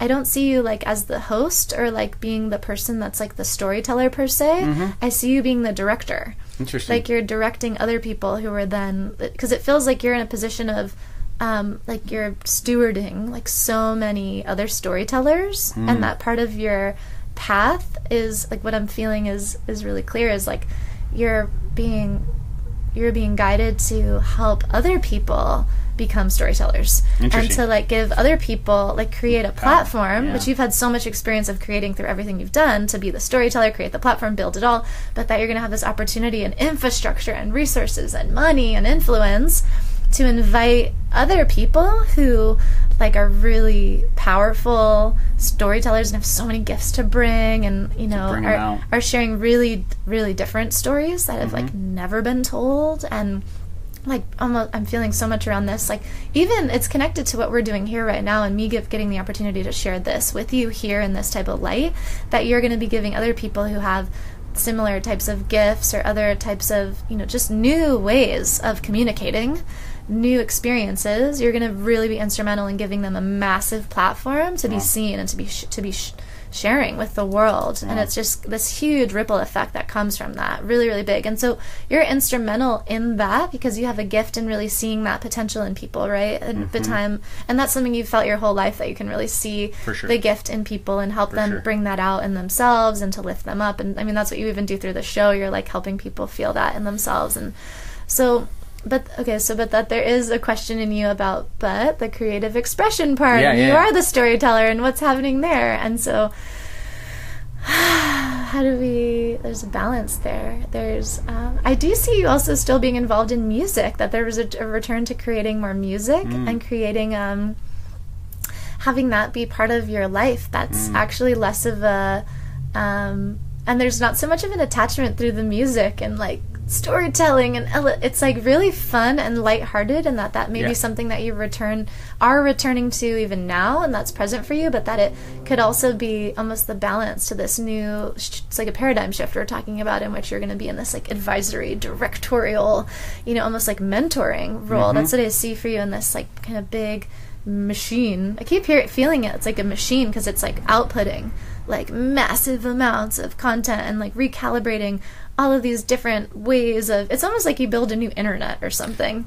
Like creative it's on that director level. type, like that is, I feel, one of my greatest gifts is the vision, like knowing what should be done and helping, like, you do this, you do this, you do this, like an orchestrator. Yeah, definitely. So I and I've done that. I mean, I've had hundreds of employees, and but applying that energy in a situation like that. That's I see you serving in that way, and then the part of your soul that's wanting to really express just like the artistry and the fun and the like, just communicating that like transmission of joy, which you do through everything, but just with this lighthearted, less of a sense of not that you feel this sense of like responsibility, but a little bit. So having a space of like, there's just it's just to create a space of joy through this music and through that transmission of love, and that it's just this really fun, lighthearted, creative expression for you to do that. And it does feel like you're in a collaboration again. The timeline that I'm seeing for you in like the next few years, it feels like so much movement, and it's all about collaboration, and it's all about like team, like building a team and all your different ventures. And even in the music, I see you having like a team of people that you're like creating with and like jamming with and like performing with, and taking that, however, visibly out into the world that you want that to be. Although it may be important for you to even keep it like, perhaps it's important for you to consider how keeping something like that to yourself, although there may be a desire to share it, and to kind of, you may have a conditioning within you to feel like anything that you make needs to be shared and needs to be seen and needs to be kind of productive to that end. Right. That with this, it may be important for you and really sacred to you to have your music and shared in community with a very like kind of specific community that you'll be doing this work with. That it's actually that you keep it kind of to yourself, and it's a little more private, and it's allows you to have a deeper expression of your creativity, like maybe more in a different way than you ever have before. And I see you like kind of learning to play like a new instrument, like you're doing a lot of drumming, and really getting into like the trance. It's like doing like getting into music that's really ceremonial music that's really healing, and you're almost creating trance-like situations for yourself and others through drumming and using different like sacred sound healing instruments, like getting into that work, but having it be for you and having it be for the people that are there, kind of insulated, and less like inviting everyone in and having it be a bigger project or something, having it just really be. I like the idea. I mean, something I've been kicking around for a while is DJing. Because I do that on the show now. Like I DJ a song each week. I mean, not each week. Each 4 out of the 5 episodes each week. And so to me, that's and I go to a lot of different events, and I'm sure I'll continue to. So it's something that I've thought, at some point for fun, I want to do that. It's just a bandwidth issue, more than, it's just like, when the time's right and I have the time and energy to really put it together, and what I would play or whatever. Yeah. So that's something that I do feel a call to do at some point. Yeah. For fun. As you're saying that, I'm feeling like it's just this reiteration of this guidance that's wanting to be acknowledged in you even more, of like just having fun. Like and so much of what you've created and what you will create will always be underpinned with that energy of fun and celebration and community and joy, but that there's also like a challenge I'm feeling in you. There's a challenge to like fully, and it's connected to receiving, as we talked about, to just fully like just playing in a way that's devoid of any outcome or any attachment to, as many people feel, right? But specifically with you, it's like this. You said, even in our talk earlier, I'm seeing that little you, that like entrepreneurial spirit, like you're such a hard worker and you're like wanting to give, and you see the vision for everyone and you want to take everyone with you, and it's so beautiful, but that there's such a calling within you right now to really like luxuriate into more like play, almost like to a nonsensical degree that your mind may be really activated by, like but we're not doing anything productive. Or, Right. and that's actually really a key for you in moving forward into, well, I see that helping support you in many ways, but particularly in cultivating more of an openness to some of these new relationships that are going to come in to involve you in this, media collaboration. And also new intimate relationships in particular, having more of a openness to receiving what may feel like for you a very different energy, a very different type of person that is wanting to you're wanting to connect with, a really different type of person that maybe even from the outside feels a little bit surprising, but there's something like so attractive about. I actually see this woman who's potentially already in your field, and it's somebody, I just see her, she has kind of like sandy blonde hair, and it's like longer, and she's a little bit younger, and but she's like very old soul feeling, and it feels like her name could possibly start with an M. And there's like some kind of an attraction there, and you may have worked together in a semi-professional or like kind of networking capacity, and that there's an interest there in like getting to know that person more, potentially with like a romantic interest. Does that resonate with you? Let me think. There's several people, I'm Is it obviously kind of a single, vague and there's- description? Yeah. Well, there's several people that are interesting to me and that are sort of on the dating level, but nothing. I'm trying to think if there's any M though. I don't. It feels like someone that you've worked with before, and it may not be someone who's like not in your current company, but in like a previous. And it may be someone who's resurfacing soon. And why is the M significant? It may not be her name. Why is that significant to get that?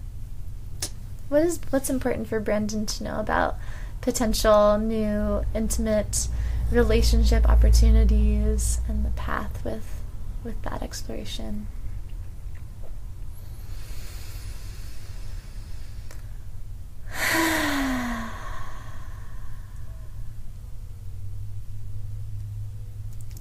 Yeah, I hear the name Michelle, and it may be someone that you will be meeting soon then in that case, but that is potentially something to look out for. But that description feels so familiar, like in the way that I'm experiencing this person feels very familiar to you.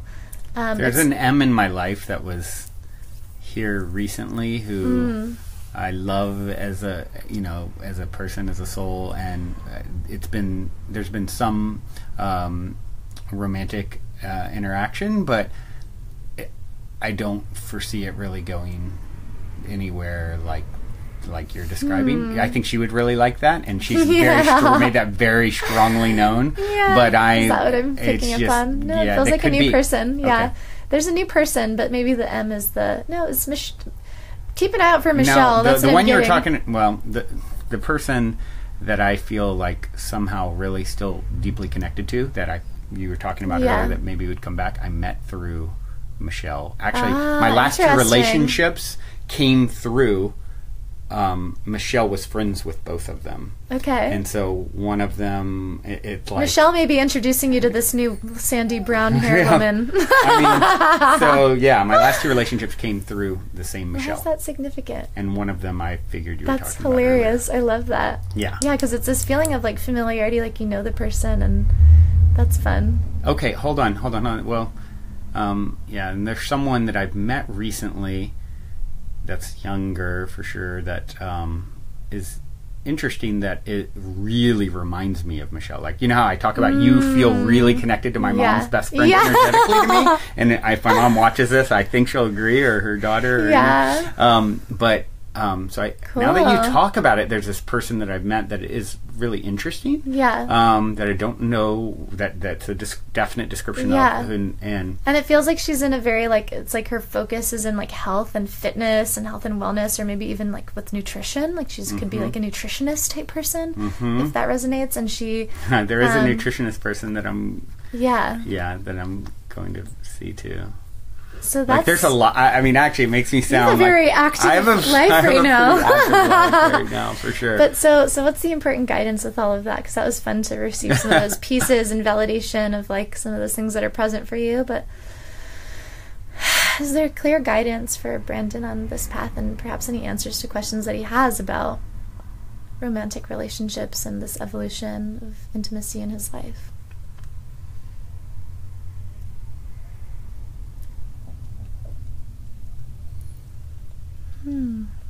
Yeah, I feel in you a desire to like really like that you crave, and perhaps coming out of this last relationship, there's like a desire in you. Well, you have this kind of this air of like, there's fun and there's dating and there's all these people that are so interesting, that you're actually really desiring like a deep connection. And a really like a soulmate connection, and like a really deep connection, that where someone's like kind of meeting you in all the ways that you really are desiring, that you know in yourself you've done so much like kind of self-growth, self-work to like be open to receiving that. And that you've had so many experiences with people that haven't fully, there's just been like something off, or there's been something kind of not fully there. That's how I see it. It's like so many close but no cigar matches, you know, like so lots of that. So that's happening because that's happening for a reason, to reflect back to you that there's something wanting to be clarified in you. There's still an energy. There's an energy that's present in you that perhaps, let's see if I can put words to this. I like feel it really. I resonate with it actually from former time in my life.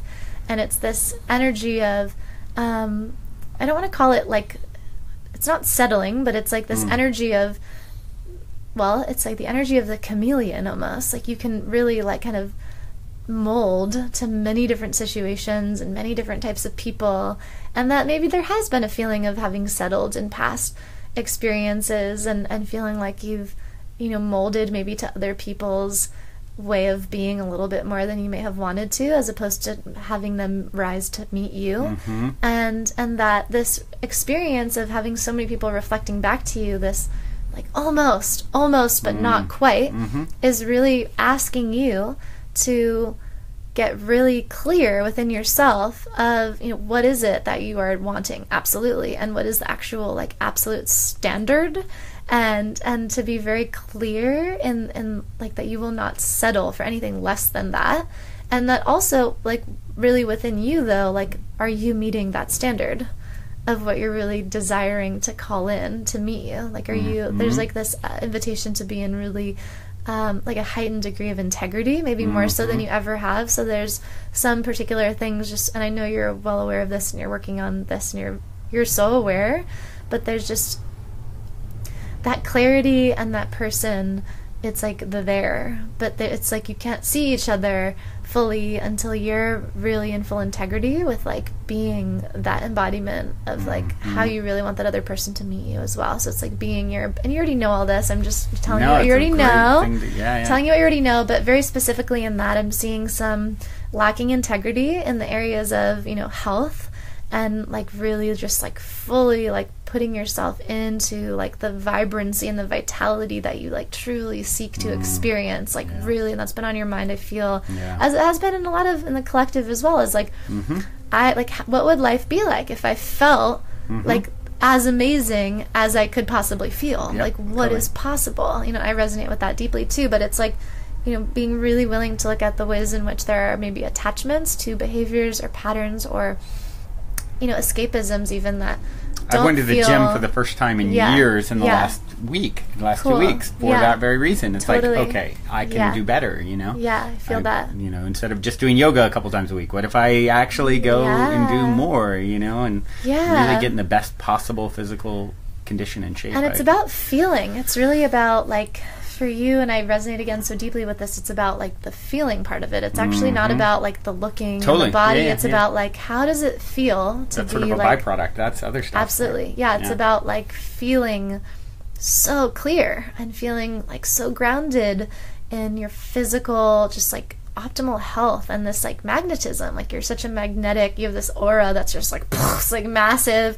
and it's like amplifying that even more to magnetize to you this being that feels like really close, like very close to you, this type of connection. It does feel like there's one or two encounters that are maybe before that one. It feels like there's two specifically, kind of like dating and exploration and, You know, these changes don't occur like overnight, although what I'm saying to you is like supporting you and kind of anchoring that in more fully into your consciousness and being in that alignment, but that it is very close. Like that connection that you really desire is part of, I would say too, is like, which I think you sense is part of the path that you're also here to experience. As how do I communicate this in a way that's best service?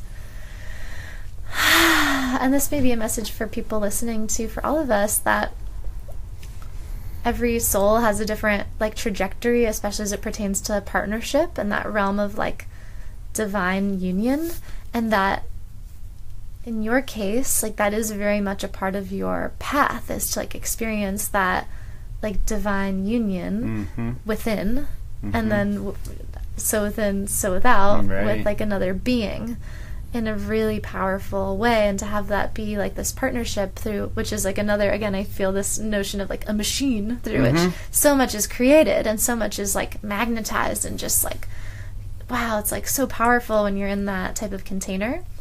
And that not all beings have that path necessarily.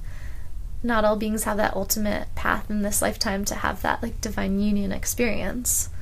That some people are, you know, more attuned to having like multiple experiences, or not everybody's the same, but that for you, that may feel validating to receive that, like, that that's part of what you're here to experience. And in that path of like really embodying divine union is really about that, cultivating that union within fully, loving all parts of self, really caring deeply for all parts of self, so that when you are ready to fully magnetize that person and you can finally see each other, that it's just a wholeness meeting a wholeness, and there's no, there's just total clear energy exchange, and from that place, just absolute magic is created from that vortex, and I do see that it's beautiful. I mean, I see like more family and children happening also, which I'm not sure if you've had connection to that potential in your path of like having.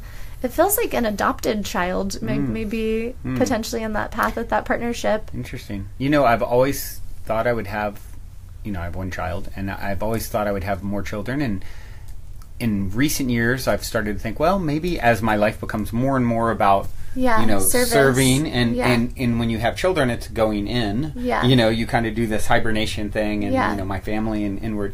And as my life continues to be more and more outward, and I'm thinking, well, maybe that wouldn't happen, or if it did, maybe my partner already had children, or something it's adopted. Like that. I think it's it feels like it's an adoption of that potentially. Wow, it's either like an adoption. I saw that really clearly because I was like, is he gonna have his own kids? And it felt like this adopting, like you're adopting, and it does feel like it could be with this partner who has one child similar to you, and a little bit younger age, but not too big of an age difference. And that you get to have that experience of having like a bigger, and as you said that too, it's important to realize that I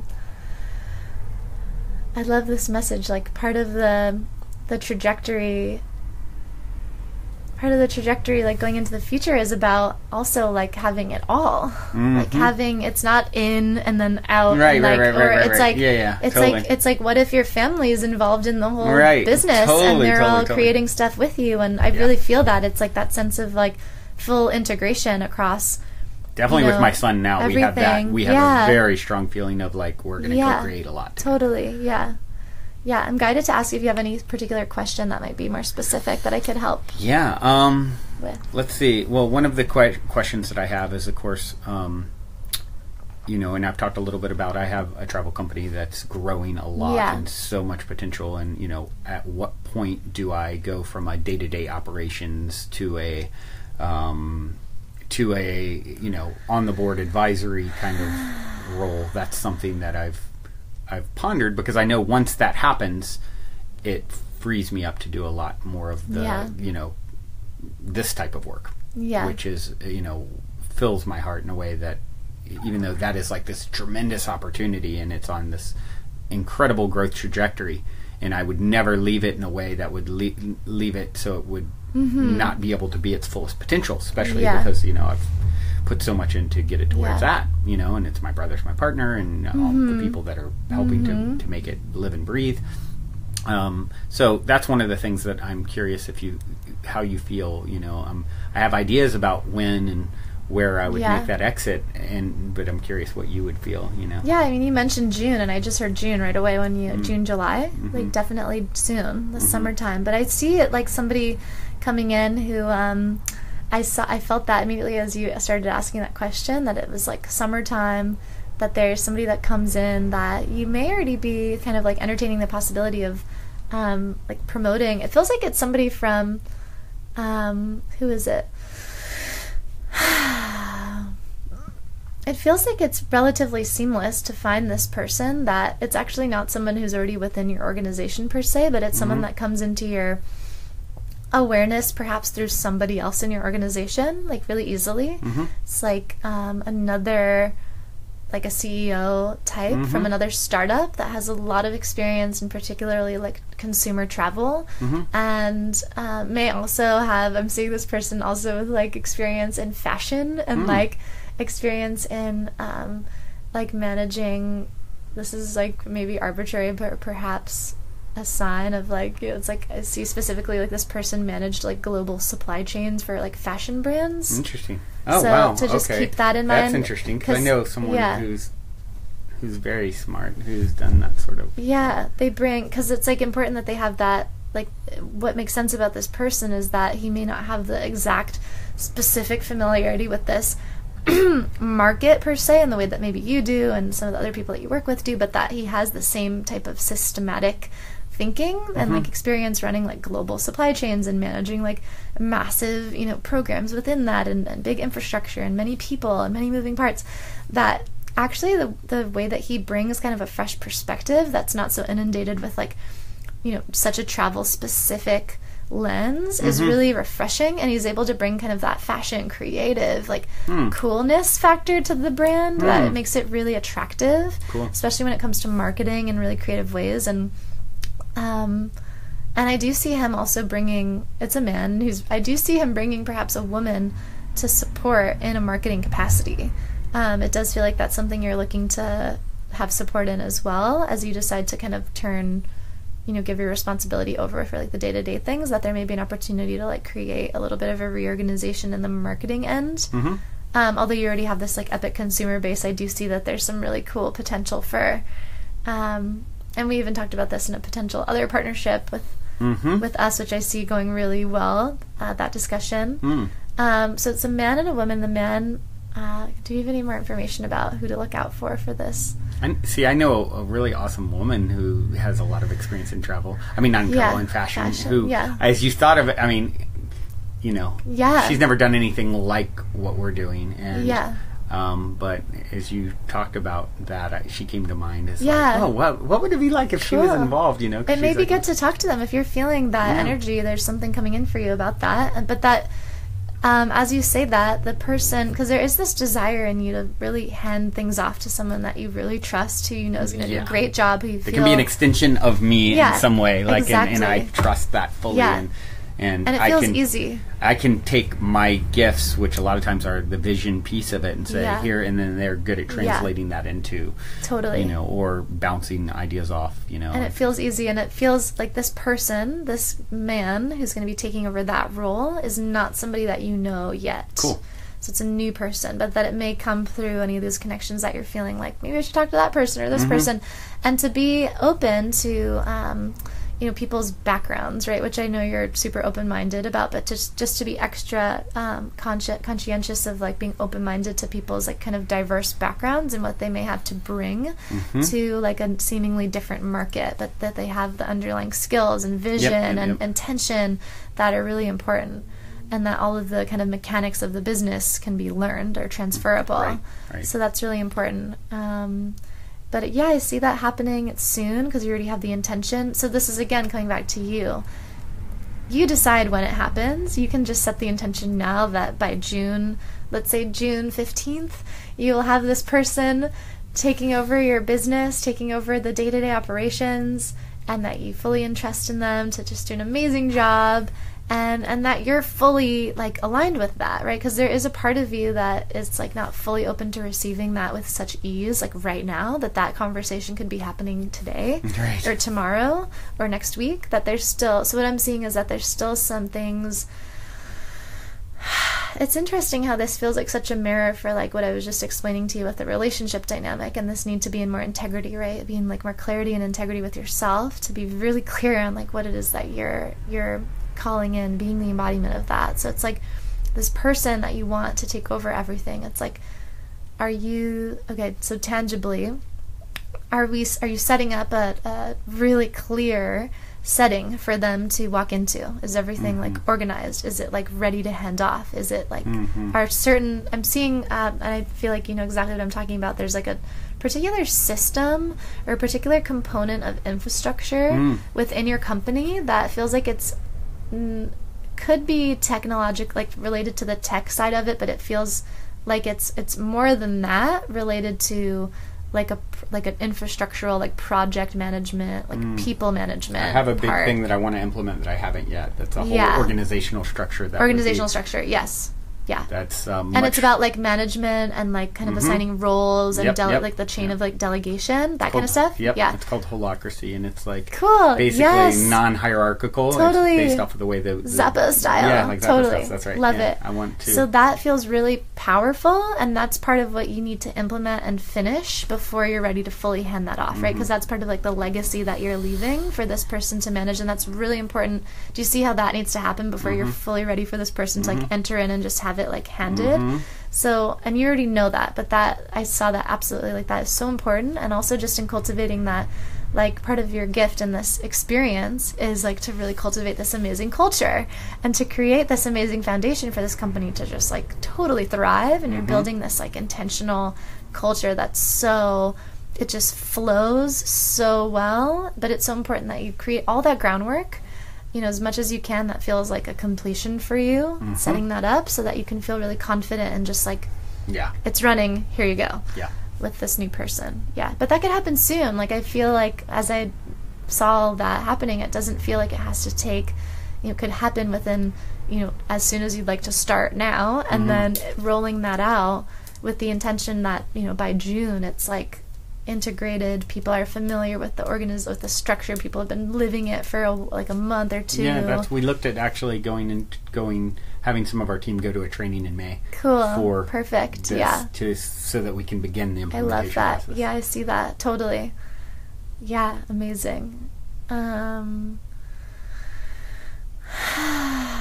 So it's just it's really up to you, and you already know that, but it's just about that, you know, where do you need to complete kind of these loose loops, these like open loops before you're like fully energetically ready to just invite someone in to take it. Because there's and the good news is it's like my brother's my business partner, and he's going to be there.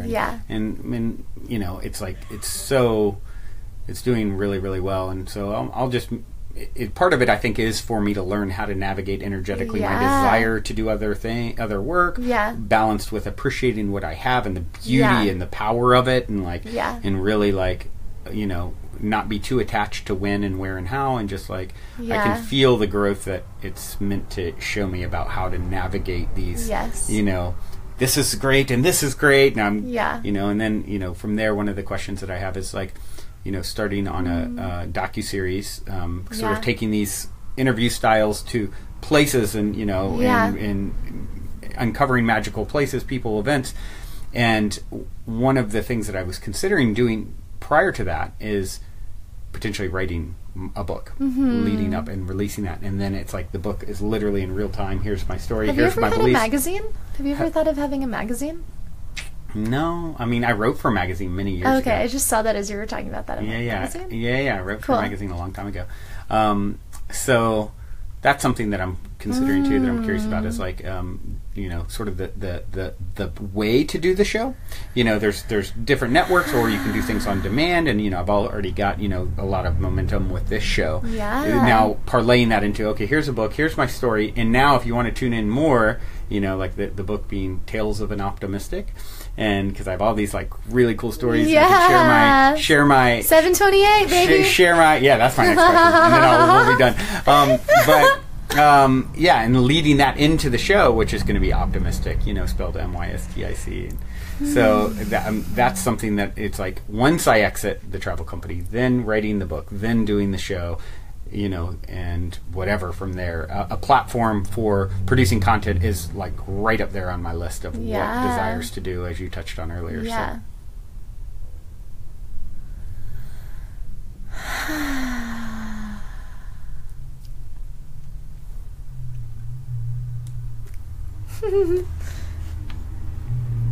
Yeah, it feels like there's an attachment that you have to like creating these things. And the question that I heard as you were saying that was like, does it have to be yours?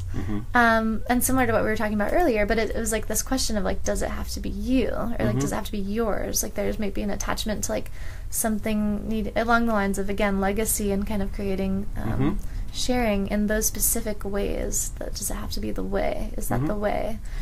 And that but yeah, certainly that those are all things that are absolutely, I mean, I see there's multiple timelines, as you know, that you could decide if it feels most inspiring for you to do so in integrity and inspiration, to like create a book of your tales, that you would do that, and that it would be enormously successful. Absolutely, for sure. And that I see that even being this, like, as I'm sharing that, I see this other, like, outgrowth of the book being this like performance element in which you're doing, like you had mentioned, shows and things, but I almost see you almost doing, this is interesting, I feel like there's something that's really wanting to be like expressed through you, that's less of this like it's almost like you're a one-man show. Like you are here in this podcast, but there's like this some kind of a performance element that's wanting to come through, that's like beyond being like a host or a storyteller, but wherein you're actually like enacting characters. Like what I'm seeing is almost like a Saturday Night Live type thing, but you're like playing you're playing the people. That's actually one of the things that I've really wanted to do too, is like late night style show, consciousness related, and doing skits within but you're it. Playing a lot of the different characters, right? I totally see that, and I see that as like kind there's of so much that comes through. It's like I feel inspired by, so it's like I can do anything, I can't do everything, right? So that's the question, like, does all of that have to be yours? And the thing that I felt the most energy around, and the most excitement, and the most kind of expansiveness around, is like the one-man show type of thing. And you have other people helping you with that, but that's kind of like the conglomeration of all of those different elements into one thing that feels like the most resonant for you to like bring all of those pieces together into. I think I'm going to learn how to clone, and then I'm going to do them all.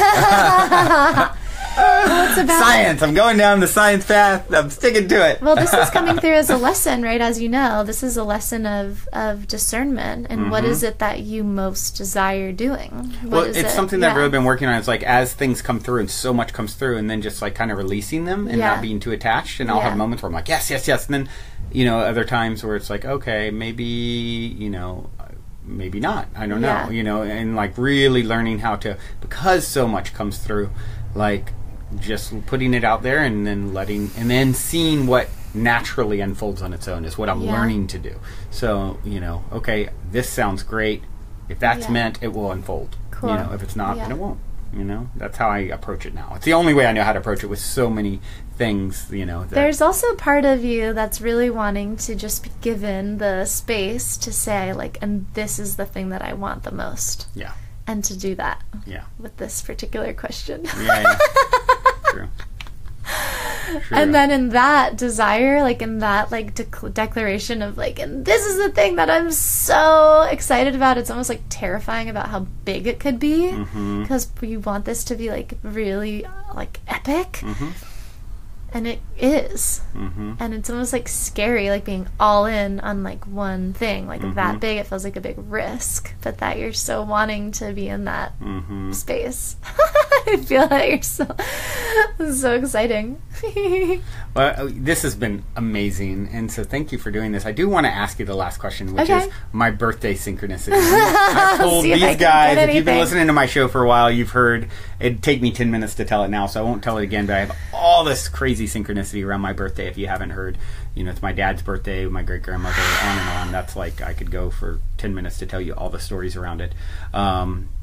including who you were talking about earlier, coming back into life. Possibly I met on my birthday, and yeah.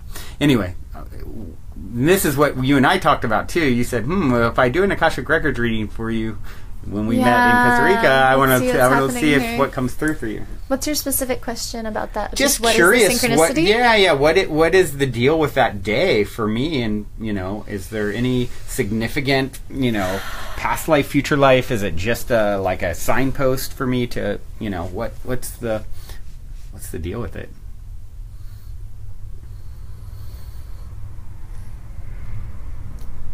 I'm just seeing an infinity sign. That's what I saw immediately as you asked that. So there is an 8 in it, which there is an 8 in it, so it's the addition of all the numbers of your birthday, potentially being in. Oh, it's an 8 if you add it up. So I never did that before till right now, but I just added it up, and it's an 8. Something is significant about which is this infinity sign. Infinity. I just heard someone talking about this. So it's less about the number. What I feel is like it's less about that. Yeah, yes. if you add up, hold on, am I doing it right? 728. If you add that up, 7. Yeah, that's an 8. So yeah, it is an infinity sign. What's the year? No, 7 What's 4. the year? So that would be if you add that in, then it changes it. I didn't add the years. 8, 9, 9, 18 plus 7 is 15 plus 4 is 19. 1 which reduces to 1. 9 is 10 is a 1. Yeah, right. I'm just seeing the symbol. So that's interesting. My life the path 1 is an 11, so I don't know. Yeah, I saw the infinity sign, and that. What is that? What's significant about that? What's significant about that sign in relationship to this question? The significance of this date.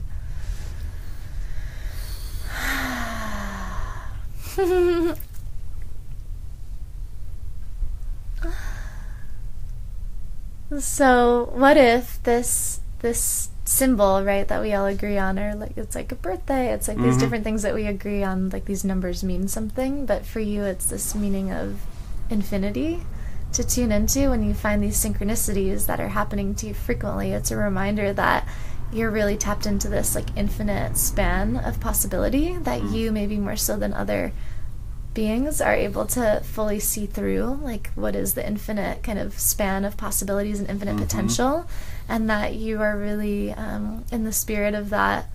I mean, it's like the term of like alchemist comes up to mind too, like you're just in that energy of like the world around you is constantly reflecting back to you your ability to create like situations, like and create.